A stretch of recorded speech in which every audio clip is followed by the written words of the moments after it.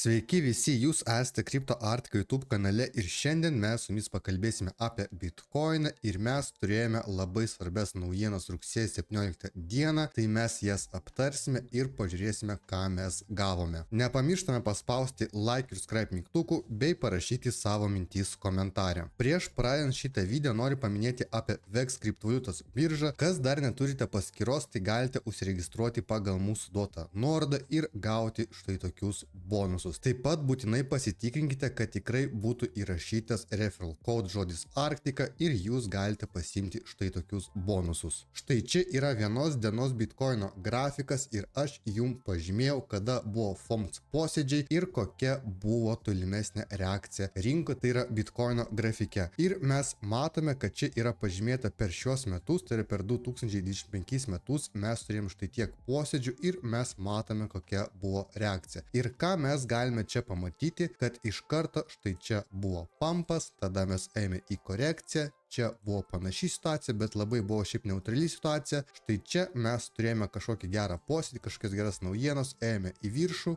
Štai čia iškart buvo korekcija, tai čia irgi. Ir dabar klausimas, kaip bus toliau. Ar mes pamatysime augimą, ar bus kažkiek augimo, eisime į korekciją ir tik tada eisime į viršų. Ir šiandien mes pabandysime tai įsiaiškinti. Taigi štai čia mes turime Bitcoino savaitinį grafiką. Jūs jau esate šitą grafiką matę ir aš esu štai čia pažymėjęs paskutinių 2 metų, paskutinį ketvirtį ir mes matome, kad dabar mes artėjame prie paskutinio ketvirčio šių metų ir klausimas, kas mūsų laukia. Ar mūsų laukia all-time highs, ar vis dėlto mes eisime į korekciją ir pamatysime Bitcoino kritimą. Čia dar noriu paminėti labai vieną svarbų dalyką, kad ir jeigu Bitcoinas eis žemiau, čia nėra labai baisu, nes iš Bitcoino eis likvidumas, tai yra pinigai į altcoinus ir altcoinai gali parodyti augimą, kai Bitcoinas lokaliai krenta arba stovi vietoje. Čia labai svarbu suprasti ir tai mes galime aišku sekti, kaip reaguoja Bitcoin dominacija ir žiūrėti. Jeigu Bitcoin dominacija krenta, tai reiškia, kad Bitcoinas silpnėja ir iš jo pinigai, tai yra likvidumas, keliauja į kitus altcoinus. Štai čia mes turime lokalų grafiką, čia yra 4 valandų time frame'as ir aš noriu pakalbėti apie keletą labai svarbių zonų levelių, į kuriuos reikia atkreipti dėmesį ir pagal juos mes galime spręsti, koks bus tolimesnis trendas. Visų pirma, mes turime štai čia lokalų pasipriešinimą levelį, jis yra stiprus ir matome, kad čia būtent kaina sustoja ir neduoda eiti aukščiau. Jeigu mums pavyks jį pramušti, įsitvirtinti šiek tiek aukščiau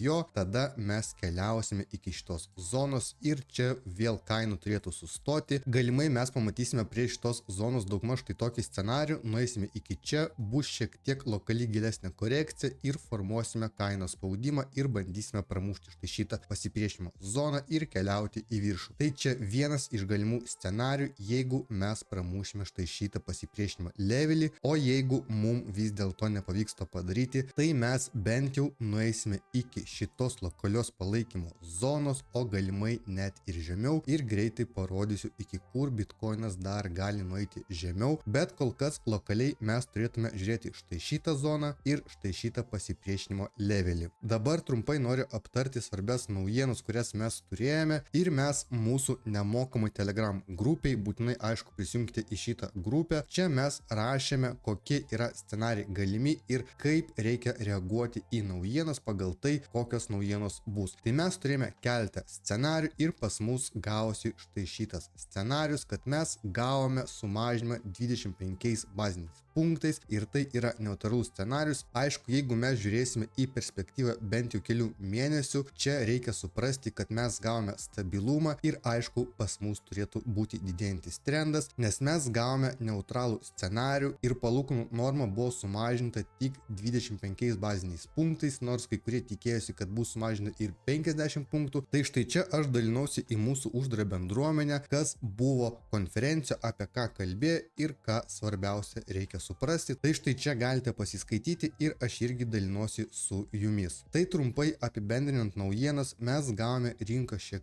tiek balanso ir dabar mes galime tikėtis, kad mes pamatysime sekantį palūkanos normų mažinimą, nes būtent apie tai ir kalbėjo konferencijoje ir tai irgi yra labai svarbus dalykas ir bandys tą palūkanų normą vėl mažinti. Aišku, tai yra labai teigiamai rinkai ir mes galime tikėtis, kad ateityje mes dar pamatysime, kad palūkanų normos mažinimas tikrai bus ir pamatysime, kad rinkos atrenkos gerai. Ir kaip bebūtų, šitos naujienos jau buvo įskaičiuotos į rinką ir aišku, kai buvo naujienų metas, mes pamatėme didesnį volatilumą, kaip ir sakiau, bitkoinas iškart ėjo šiek tiek žemiau, vėliau vėl atšoko ir galiausiai mes išėjome dabar link 117 tūkstančių dolerių. Taigi dabar grįžkime prie grafikų ir štai čia mes matome du levelius, tai mes turime pasipriešinimo levelį, mes jau jį žiūrėjome ir mes turime palaikymo levelį, iki kurio mes galime nueiti, jeigu štai čia pas mus nevyks pramušimas ir mes galime tikrai protestuoti štai šitą levelį ir bitkoinas gali nueiti link 107-108 tūkstančių dolerių ir padaryti retestą. Tai mes turime stebėti, ar dienos grafike mes užsidarysime šiek tiek aukščiau nei yra šitas pasipriešinimo levelis ir mums duos eiti aukščiau. Na, o jeigu dar lokaliau žiūrėti bitkoino grafiką, tai čia yra 1 valandos time frame'as ir mes turėjome prieš tai labai gražų lokalų kanalą, jūs matėte jį štai čia ir matote, kaip puikiai kaina vaikščia šitam kanale ir štai čia mes matome pramušimą ir dabar bando kaina padaryti retestą su štai šita zona, prieš tai jinai veikia kaip pasipriešinimo zona, o dabar yra kaip palaikymo zona ir jeigu mums pavyks išeiti aukščiau nei yra pasipriešinimo levelis, apie kurį mes kalbėjome, tai mes turime tikrai labai geras galimybės atnaujinti all-time